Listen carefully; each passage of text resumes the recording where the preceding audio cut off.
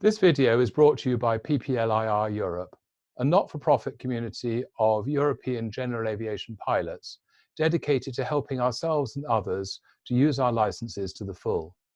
We share our passion for flying through mutual exchange of expertise, experience, information, inspiration, and education. We also assist regulators in framing legislation that affects all GA pilots. We're almost all volunteers and do it because we love it, though we do also need to raise a little money, mainly to fund our representation and lobby activities.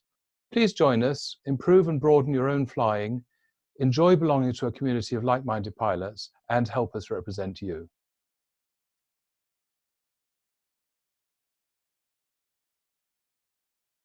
Hi, this is a video about workload management. ICAO lists 8 pilot competencies, one of which is workload management. But what is workload management? Workload is the demands imposed on the user, in this case the pilot, by a task and the capacity of the pilot to meet those demands. So workload management involves allocation and distribution of tasks to individuals, avoidance of situations of workload overloading oneself and others, and the use of resources to reduce stress and increase performance. Workload management is required in all phases of flight, and there's no one prescription for all of them. In this video, I'll describe different strategies that may be used to manage workload, both on the ground and in the air. Once understood, this toolbox can be deployed to suit the requirements of situations as they arise. Before I continue, a word about crew resource management, or CRM. This video is aimed at the bulk, but not the whole, of the GA IFR community. It assumes a light aircraft flying somewhere between the Cessna 172 and Chieftain operated on a single pilot basis. What this video does not attempt to cover is CRM as utilized in a multi-crew environment. Also, we need to think about the demands on the pilot during a very short flight, where the duration of the cruise is relatively short. Consequently, all the required procedures and pilot actions need to be completed under a greater degree of time pressure, resulting in a busy flight. It's thus useful to make a distinction between flights under test conditions and a normal flight from A to B, because a flight under test conditions with an examiner consists of a short cruise with several procedures and exercises packed around it. There are some basic workload management strategies that may be deployed in all circumstances, whereas some other situations demand specific workload management mitigations.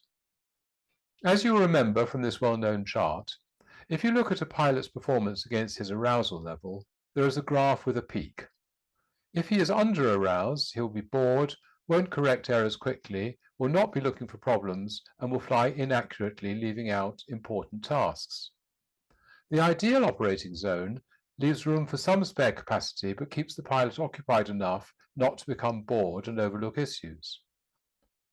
At the peak, the pilot is operating at maximum efficiency, but any increase in pressure will result in stress and a decrease in performance.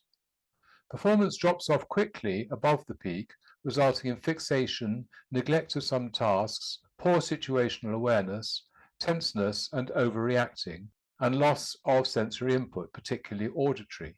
Yet more pressure and stress results in panic and very poor performance. The 5 Ps principle should be normal practice and does reduce workload. Prior planning prevents poor performance.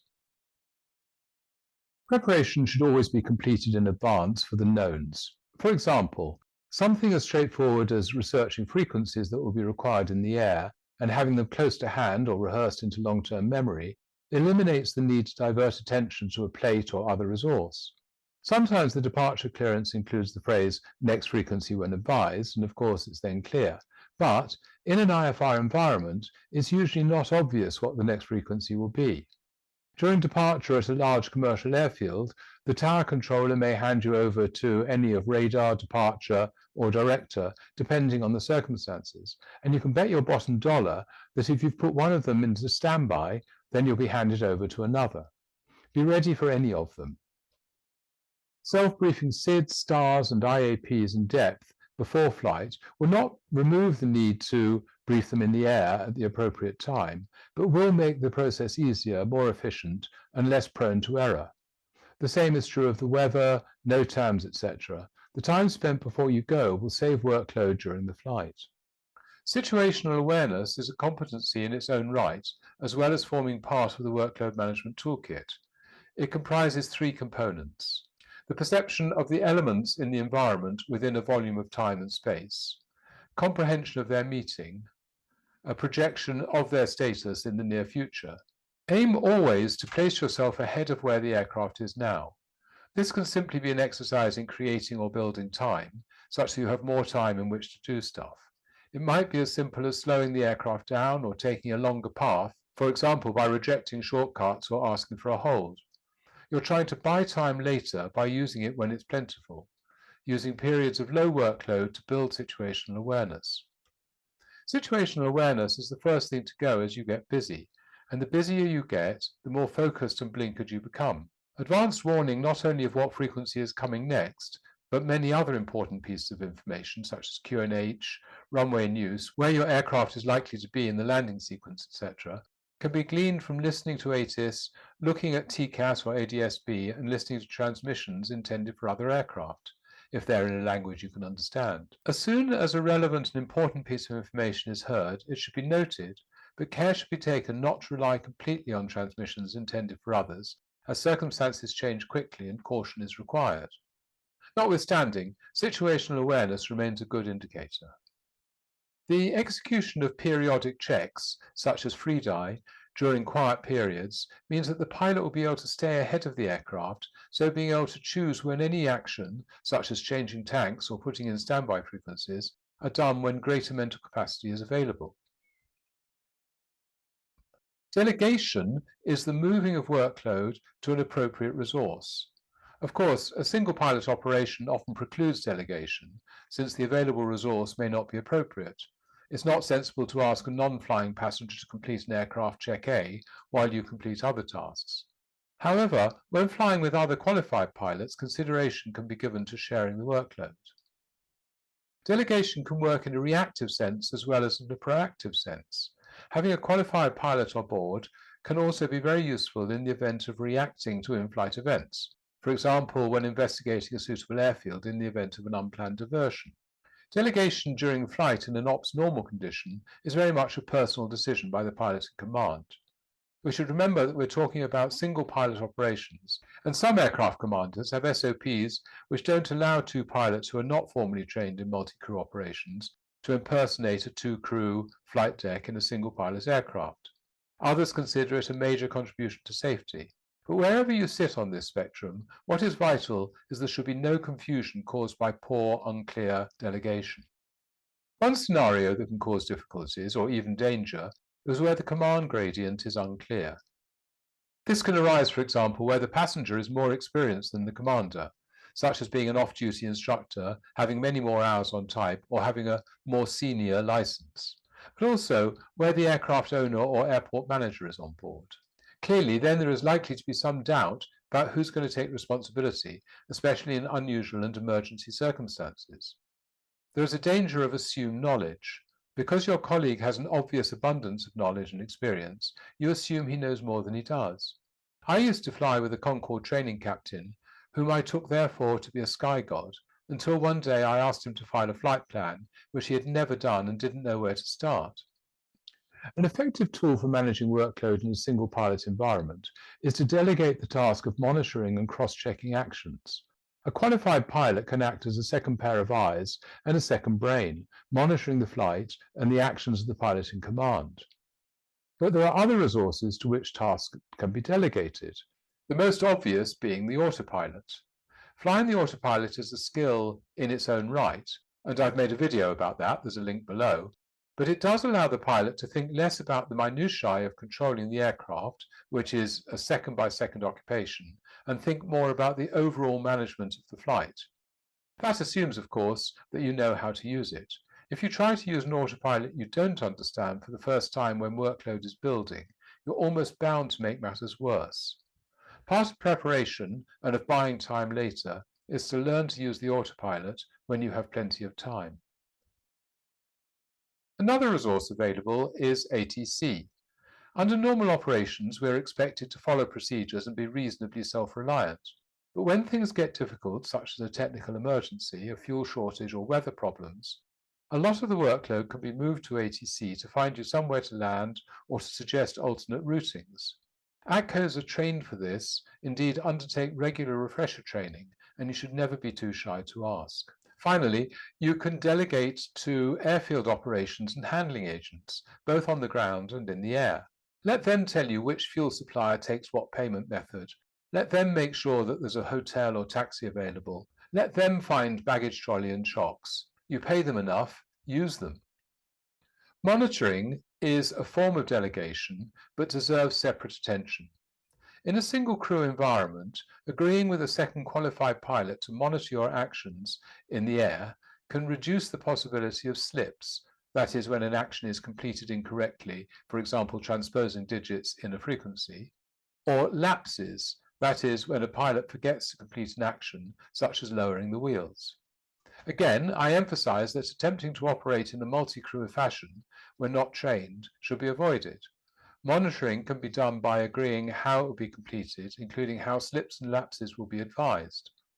Reducing the possibility of an unplanned increase in workload is in itself workload management. In the event that the workload outstrips the available pilot capacity, then tasks should be prioritized in the time-honored fashion of aviate, navigate, communicate, or plane path people. For example, at the final approach fix, a time of high workload, the sequence is to configure the aircraft, ensure that it's following the approach, and only then report to ATC. Professional pilots are obliged to adopt a sterile cockpit environment at times of higher workload. That means doing and saying nothing that does not form part of the safe, effective, and expeditious execution of the flight. In the following examples, I'll describe a scenario where the pilot seeks to manage the workload as a standard procedure or is faced with an unplanned increase in workload. I'll describe how the workload management toolkit can be deployed to manage the workload so that it remains within the available capacity. In the first scenario, you are the pilot planning a single pilot IFR flight. You're going to be accompanied by another pilot who does not hold an instrument qualification and two other passengers, neither of whom hold any pilot qualification. So, what are the workload considerations?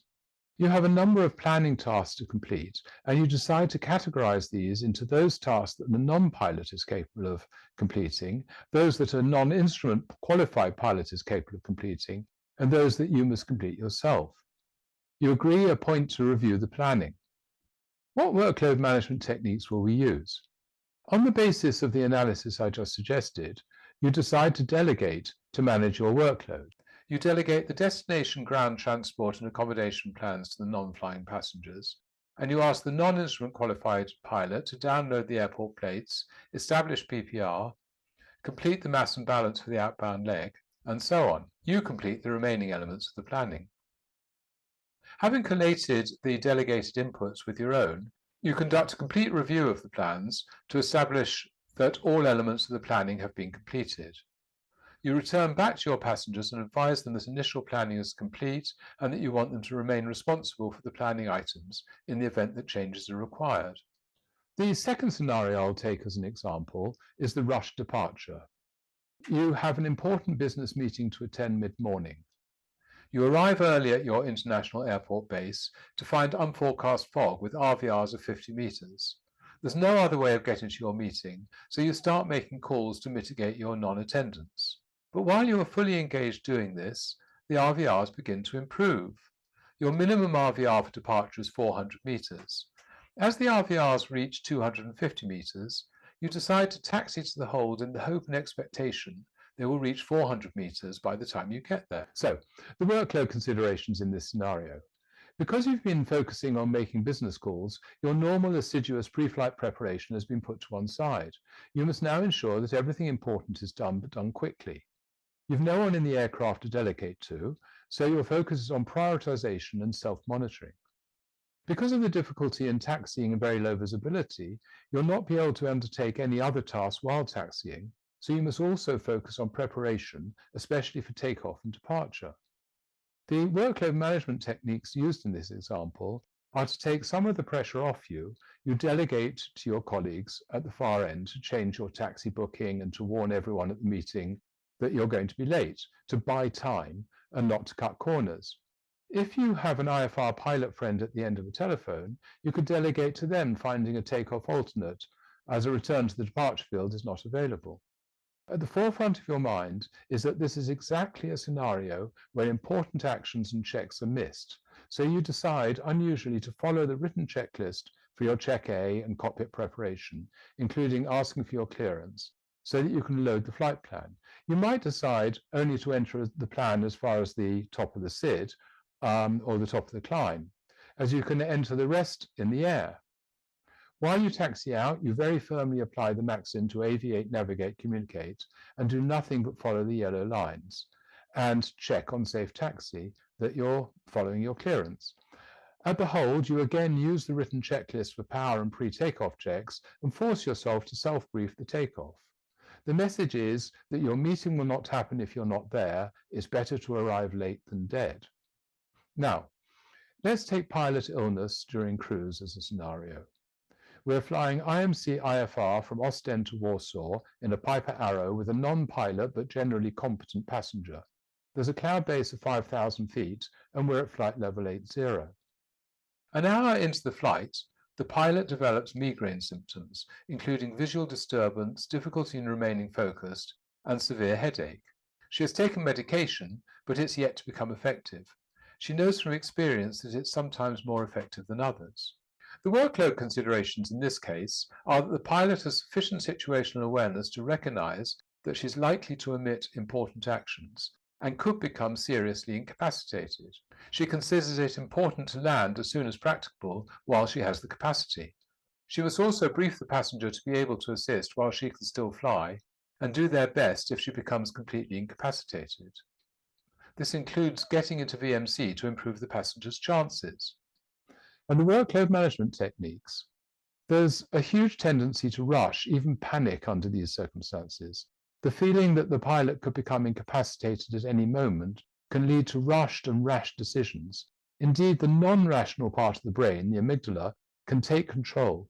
The rational brain must overcome this and bring order back to a difficult situation. The first act is to delegate as far as possible. That includes involving ATC by alerting them to the issue, without understating it, so either a pan-pan or mayday call. It's better to overreact than underreact.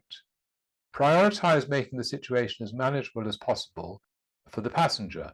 This means getting a descent to VMC, delegating the task of finding a suitable diversion airfield to ATC, with good weather, long runways, and emergency services. They will do this for you in an emergency. And putting that into your navigator, both for you, should your symptoms get worse, and for your passenger if necessary. And explaining to ATC that they may be guiding a non-pilot. The next priority is to brief the passenger about using the radio, including changing frequency. You should also brief as far as possible on the autopilot and the functions of the controls. Once these top priority items are completed, you turn to the probability that you will continue to be able to operate the aircraft, albeit in a diminished way. Do not rely on memory, but use checklists, and brief the passenger to prompt for things like free die and tank changes according to a schedule. The passenger should also be briefed to monitor your actions and capability and to be able to take a decision that you are no longer functioning. The next two scenarios are the planned and unplanned diversion. In the planned diversion scenario, you're planning a flight from Cardiff to Alderney with a primary alternate of Guernsey and a secondary returning to Cardiff. You have two non-pilot passengers and plan to stay overnight in a hotel for the weekend. The workload considerations include that thorough research in advance greatly smooths the inevitable disruption resulting from any diversion, regardless of the reason. Factors involved in selecting suitable alternative destinations include, but are not limited to, the chance of better weather and/or lower minima at the alternate, legal requirements for minima, fuel, and so on, border control, often requiring PPR, airfield PPR, opening hours, which can increase the time pressure to arrive before closing, ground transport and accommodation, additional time required subsequently to recover to the original plan, and refueling. Although you can't delegate these choices to non-pilots, you can research and explain the implications of a diversion in advance. You select Guernsey as the primary alternate, given the larger airport and the fewer issues with border control than diverting to France. Handling agents close at 5 p.m, so you time your flight to arrive well beforehand. Ground transport and accommodation can be dealt with on the ground, although a hotel cancellation fee for Alderney may apply. Refuelling won't be an issue. In the case where the weather is too poor to land at Guernsey, your second alternate is to return to Cardiff. The workload management techniques used are that you have prepared your passengers and planned your flight as if a planned diversion were inevitable. You'll have downloaded approach and taxi plates, loaded sufficient fuel, consider contacting the handling agents for PPR in case of diversion, and perhaps even have considered accommodation options. The weather would be the most likely cause for a diversion, but there have been cases where airports close unexpectedly for all sorts of reasons. Should the need for a planned diversion arise, you're well prepared, your passengers appreciate what to expect, and you can continue without additional stress. The unplanned diversion scenario is that you're en route from Morocco to Luxembourg. You pick up the weather and it's clear that there's widespread unforecast fog affecting an ever-increasing area of Central Europe. Neither your destination or any of your planned diversions are available. You have an important meeting in Luxembourg this evening. The workload is now very high. You need to focus on continuing to fly safely and accurately, while also finding somewhere to divert which is open and available, where the weather is above minima and likely to stay that way until you arrive, and which has avgas, following a route with safe terrain and acceptable weather, while ensuring that you have enough fuel to land. You need to determine and brief the approach. You may have to calm worried passengers. You will also be considering issues of passenger convenience, such as ground transport and hotels, customs and immigration, and the cost of an alternate. This is a situation where the work to be done is almost certainly outstrips the capacity of a single pilot working alone. So the first task is to ruthlessly prioritize. You need to go through TDODAR. See my video on that, there's a link below. To determine the options, decide and then review in the light of further changes to the situation or the information to hand. Time, the first step in TDODAR, is limited because both the weather and the fuel situation are getting worse. So it's a good idea to set yourself and verbalize a length of time you're willing to dedicate to the decision-making process. That may mean initially finding a runway that does not meet all the criteria, such as immigration, avgas, engineering, hotels, and then refining that choice. Prioritize the tasks which keep the flight safe over those which are only a matter of convenience. There is a balance to be found between being flexible to review and change your decision and taking the view that a safe plan to be made and should be stuck to. You'll delegate as much as you can to autopilot, ATC, and competent passengers. You may need to use different agencies on the radio to get different information. For example, you may need to talk to control for routings, information for weather, and handling agents for immigration and fuel. In preparing the flight, you will have ensured that you have documentation, such as plates. Every AIRAC day you should download every country you're likely to fly over, and if this is an unusual route, you should download plates in advance. Your top priority is to get the wheels on a runway. If you can get the aircraft refueled and on its way after a night in a comfortable hotel, that's a bonus. And finally, let's look at the initial skills test for the instrument rating. The scenario is that you're training for and then flying the EASA or UK instrument rating skills test. The workload considerations are that you have what may be the most intense 90 minutes of IFR flying in your career, in which you have to not only fly accurately and safely, but also demonstrate to the examiner you have the knowledge, skills, character, and professionalism to be an IFR pilot. There's not a lot of time for planning, though in reality the range of destinations available is limited and you have almost certainly prepared for any possible route. And finally, the workload management techniques. Because this flight is so intense, you'll be focusing on preparation and situational awareness. Although technically you will not know your route until the examiner arrives at the briefing, in reality you can look at the weather and NOTAMs for all the likely routes and destinations. Similarly, you can brief all the likely approaches and even have different folders with you with plogs and plates for each possibility. Your navigator can have every possible route and destination in its catalogue. You'll need to demonstrate to the examiner that you can prepare and complete your plog and fuel log. So you can pre-populate your plogs with ETAs and expected fuel based on the forecast wind on the day. The plog can have printed all the expected radio frequencies, and you could even pre-populate the expected ATIS, so it only needs marginal amendment. In flight, you should always be thinking ahead to ensure that every task is done as early as possible.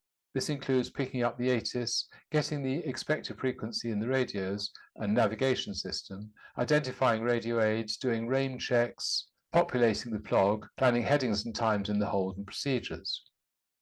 Decide in advance where you can make time for the approach briefing.